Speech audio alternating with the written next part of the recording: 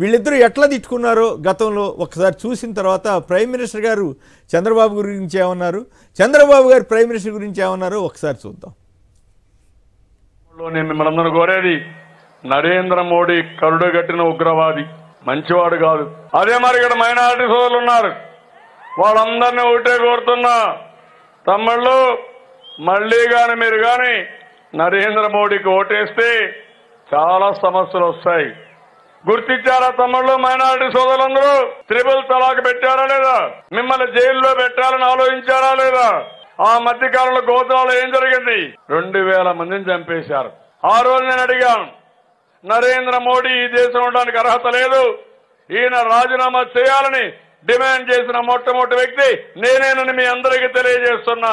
ఆ తర్వాత మీరు చూస్తే ప్రపంచంలో ఏ దేశానికి పోయినా ఈ నరేంద్ర మోడీ మా దేశానికి రాకూడదని అందరూ కూడా ఆయన్ని బ్యాన్ చేసే పరిస్థితికి వచ్చారు. అలాంటి వ్యక్తి ఇప్పుడు ప్రధానమంత్రి అవుతారు. కొమ్ములు వచ్చినట్టు మళ్ళా ఈ మైనారిటీ సోదరులందరినీ దెబ్బతీయాలని ఆలోచిస్తున్నారు. वहीं झूठ, निराशा और यू टर्न यहाँ की सरकार की टीडीपी की पहचान बन चुकी है।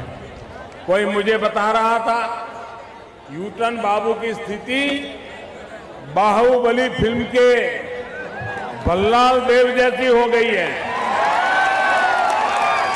वो निरंतर कोशिश कर रहे हैं कि धर्म हो या अधर्म, बस कैसे भी सत्ता उनके परिवार के पास बनी रहे, उसी के लिए नए नए खेल खेल रहे हैं। पोलावरम प्रोजेक्ट किसानों के लिए जिंदगी और मृत्यु का विषय है, खेत के लिए पानी का विषय है, माताओं बहनों के लिए पीने के पानी का विषय है, लेकिन ये यूटन बाबू के लिए, ये टीडीपी के लिए ये पोलावरम प्रोजेक्ट एटीएम है, एटीएम उसमें से निकालो और भ्रष्टाचार का खेल खेलते रहो, यही उनका काम है। बीजेपी ही आंध्र प्रदेश की हेरिटेज की रक्षा कर सकती है, जबकि यूटन बाबू सिर्फ अपनी हेरिटेज की चिंता करते हैं। आंध्र की हेरिटेज है अपने वायदों का पक्का होना, यूटन बाबू की हेरिटेज है विश्वासघात करना। आंध्र की हेरिटेज है पारदर्शिता, सुशासन, यूटन बाबू की हेरिटेज है भ्रष्टाचार, भ्रष्टाचार, भ्रष्टाचार। రైట్, అది సంగతి అండి.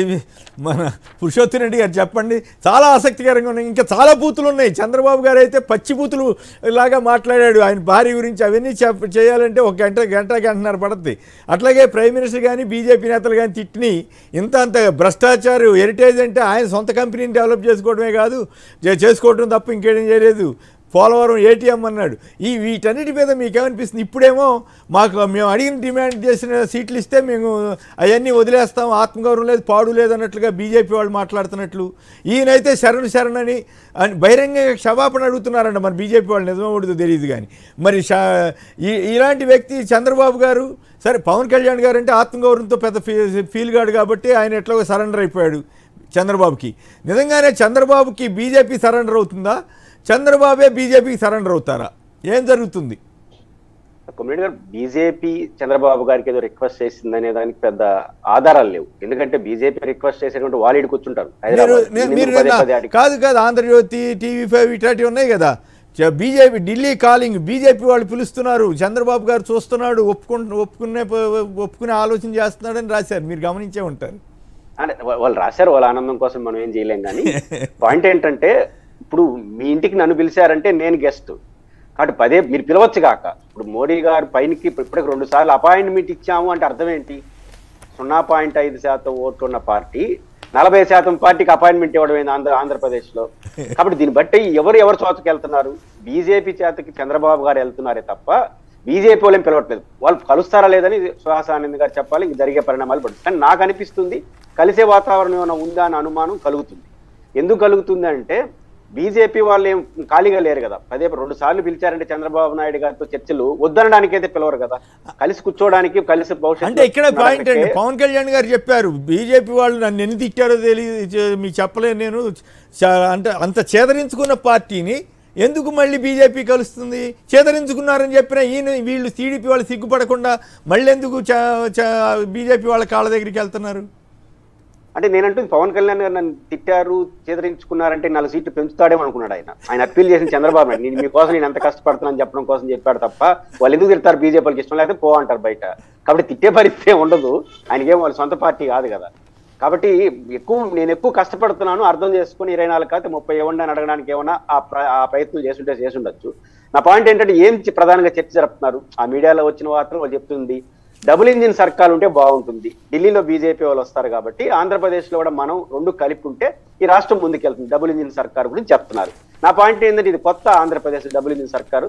బీజేపీ, జనసేన, తెలుగుదేశం ఆల్రెడీ 2014 2019 వరకు ఈ వివాహ బంధాన్ని మనం చూసినాం కదా, ఎంత అందంగా నడిచిందో, మళ్ళీ తిరిగి ప్రారంభిస్తారు. ఇప్పుడు ధైర్యంగా జగన్మోహన్ గారు అడుగుతుంటారు కదా, 19 నుంచి 24 వరకు నా పరిపాలన చూసి ఓటేయమని రెండోసారి అడుగుతున్నాడు. ఇప్పుడు చంద్రబాబు నాయుడు గారు పొత్తు పెట్టుకుంటే బీజేపీ ఒక మాట చెప్పాలి, 14 నుంచి 19 వరకు ఈ రాష్ట్రాన్ని ఎట్ట బాగు చేశామో రేపు మళ్ళీ అవకాశం ఇస్తే అట్లే చేస్తామని చెప్పగలరా? మీరు రిపీట్ చేయబోయేది ఏంది? 2014 విజయాన్ని రిపీట్ చేస్తారు సరే, 2014 నుంచి 2019 వరకు ఆంధ్రప్రదేశ్కి ఏం మేలు జరిగింది? బీజేపీ తెలుగుదేశం కలిసి ఉంటే, కలిసి లేని జగన్ గారు బీజేపీ ఉంటే 2019 నుంచి ఏం జరిగింది? నిస్సందేహంగా చెప్పగలం 2014 నుంచి 2019 కన్నా 2019 నుంచి 24 బెటర్ ఫలితాలని వచ్చాయి. రాజకీయాల్లో ఒక నిజాయితీ, జగన్మోహన్ రెడ్డి గారు బీజేపీ కూడా ఈ విషయంలో నిజాయితీ, మాకు వాళ్ళకి రాజకీయ సంబంధాలు లేవు, కేంద్ర రాష్ట్ర సంబంధాలను ఇద్దరు హుందాగా వ్యవహరించారు. ఇందులో హుందాగా వ్యవహరిస్తే ఆంధ్రప్రదేశ్కి వచ్చిన ఫలితం ఏమిటి మన కళ్ళ ముందు కనిపిస్తోంది. 14 నుంచి 19 వరకు నాటకీయ పరిణామాలు, ప్రతిదీ నాటకమే. 2014 గెలిచినప్పుడు నవనిర్మాణ దీక్ష, వెంటనే ఉల్టా అయిన వెంటనే ధర్మ పోరాట దీక్ష, పేర్లు కూడా మారిపోతాయి. అంటే రెండో అంశం 2014 నుంచి 2019 వరకు జరిగిన మొత్తం ఈ వ్యవహారాల్లో ఏమి సాధించారు ఈ రాష్ట్రానికి? బీజేపీ వాళ్ళు చెప్పగలరా? 2014 కన్నా 19 కన్నా మేము 2019 24 బాగున్నా లేదు వాళ్ళే చెప్పమనండి. కాబట్టి 2014 నుంచి 2020 విఫల ప్రయోగం ఆంధ్రప్రదేశ్కి, ఆ విఫల ప్రయోగాన్ని తీసుకొచ్చి మళ్ళీ 24 కూడా రిపీట్ చేస్తామంటే రాష్ట్ర ప్రజలు యాక్సెప్ట్ చేస్తారా? ఖచ్చితంగా ఇది పెద్ద సమస్యగా అయితే మారుతుంది ఆ మిత్రపక్షాలకి. బీజేపీ కూడా తన ఇండిపెండెన్సీని కాపాడుకోవాలంటే తెలుగుదేశం వాళ్ళ ఇష్టం, వాళ్ళ పార్టీ ఇష్టం, కానీ ఏ విఫల ప్రయోగం చేశారో మూడు విఫల ప్రయోగాలు, వాజ్పేయి గారి విఫల ప్రయోగమే, చంద్రబాబు గారి విఫల ప్రయోగం, ఆవడం మళ్ళీ తిట్టుకోవడం, మళ్ళీ ప్రేమించుకోవడం, ఇట్లాంటివి చేస్తే దేశంలో అవసరం లేని పార్టీతో మీరు పొత్తు పెట్టుకుంటే అది బీజేపీ యొక్క క్రెడిబిలిటీ ఆంధ్రప్రదేశ్ లో శాశ్వతంగా భవిష్యత్తులో ఉన్న అవకాశాలు మీరు కోల్పోతారు. అంటే 8 నుంచి 10 లోక్సభ స్థానాలు అడుగుతున్నారంట, ఈయనేమో 5, 6 ఇస్తానంటున్నారంట, తీసుకోండి అంటున్నారంట. మరి 8 నుంచి 10 స్థానాలు ఇస్తే ఒప్పేసుకుంటారేమో బీజేపీ వాళ్ళు లోక్సభ. బీజేపీకి 2 సమస్యలు ఉన్నాయి ఇక్కడ. చాలా మంది బీజేపీ తలబండి నాయకులు ఏమంటారంటే, దేశంలో అధికారంలోకి వస్తాం కదా, రాజ్యసభ ఇచ్చీలకు మంత్రి పదవులు ఎవరు ఇరు ఆంధ్రప్రదేశ్ లో గతంలో కూడా, కానీ మనం ఏదో ఒక ఎంపీని విశాఖపట్నం ఏడో ఒకటి గెలిచిపోతే గ్యారంటీగా మంత్రి అయిపోతాం కానీ ఈ పెద్ద తలకాయల ఆలోచన. ఎవరైతే టాప్ లీడర్స్ ఏపీలో బీజేపీలో ఉన్నారో వాళ్ళ పొత్తు ఏమవుతుంది, భవిష్యత్తు బీజేపీలో 2 కోణాలు ఉన్నాయి. కొమ్మినేని గారు ఎవరైతే టాప్ లీడర్లుగా ఉన్నారో, ఎంపీలు రేపు మంత్రి అవకాశం ఉందో దీన్ని పొత్తును కోరుకుంటున్నారు. సిసలైన బీజేపీ కార్యకర్తలు ఇప్పుడు సుహాసిని ఆనంద్ గారు ఒప్పుకోకపో ఇలాంటి వాళ్ళు ఏం కోరుకుంటారంటే భవిష్యత్తులో బీజేపీ సొంతంగా ఎదగాలనుకుంటున్నారు. ఇప్పుడు బీజేపీ సొంతంగా ఎదగాలనుకునే పార్టీ కార్యకర్తల అంచనాలకు అనుగుణంగా జాతీయ బీజేపీ వెళ్తుందా? ఈ కేంద్ర మంత్రి పదవుల కోసం ఆశపడి షార్ట్ కట్ మెథడ్లో ఎంపీలు అయిపోతే పార్టీ ఏమైపోలేదు, వాళ్ళకి అనుకూలంగా బీజేపీ నేషనల్ నాయకత్వం ఆలోచిస్తుంది అనేది వాళ్ళ పార్టీ నిర్ణయించుకోవాల్సిన విషయం. ఖచ్చితంగా బీజేపీలో పెద్ద తలకాయలు కేంద్ర మంత్రి పదవుల కోసం ఎంపీ సీట్లు ఎక్కువ ఆశిస్తున్నారు. దానికి ఏం చెప్తున్నారు, మన టాప్ 400 కావాలి కాబట్టి ఇక్కడ 4-5 వస్తే బాగుంటుందనే మెసేజ్ ఇచ్చే ప్రయత్నం చేస్తున్నారు. ఇక్కడ బాగుంది, తెలంగాణలో ఇప్పుడు బీజేపీ సపోర్ట్ చేస్తాడు చంద్రబాబు నాయుడు గారు. చంద్రబాబు నాయుడు గారు చెప్పినా వింటారా బీజేపీ కార్యకర్త, తెలుగుదేశం కార్యకర్త? రేవంత్ రెడ్డికి చేస్తారు, గతంలో చేయలేదా? అంటే ఏం మెసేజ్ ఇస్తారు? తెలంగాణలో నష్టపోయి ఇప్పుడు పవన్ కళ్యాణ్తో పొత్తు పెట్టిన అదే జరిగింది. కాబట్టి బీజేపీ, జనసేన, తెలుగుదేశం పొత్తు ఉభయ భ్రష్టత్వం తప్ప వాళ్ళకి వచ్చే ప్రయోజనం రాష్ట్రానికి కూడా పెద్ద ప్రయోజనం ఉంటుందని నేనైతే అనుకోవట్లేదు.